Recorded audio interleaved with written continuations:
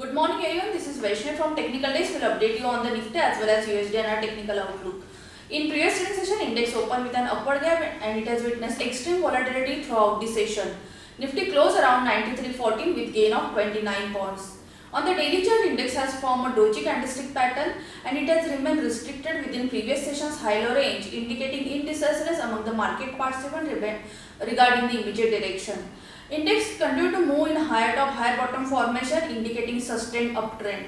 However, since past 8 to 9 trading session, Nifty continued to consolidate within range of 93.80 to 92.60 levels. Hence, any either side breakout will indicate further direction. From current levels, the chart pattern indicates that if Nifty trade and sustains above 93.30 levels, then it may witness further buying momentum towards 93.60 to 93.80 levels. From current levels, immediate intraday support zone is around 9300 level. Any violation of this support zone will cause some profit booking in the range of 9270 to 9250 levels. Currently, Nifty is well placed above its 20 as well as 50-day simple moving average, which supports bullish sentiment ahead. On the indicator front, the daily strength indicator RSI as well as momentum indicator stochastic both are in negative territory and they are quoting below their reference line, indicating selling may arise on pullback rally. Some positive buy stock for the day are DLF, RCF, CESC, JSW Energy, Infosys and TC Jeweler. Whereas some negative buy stock for the day are Coalpal, BPCL and Jubilant Food.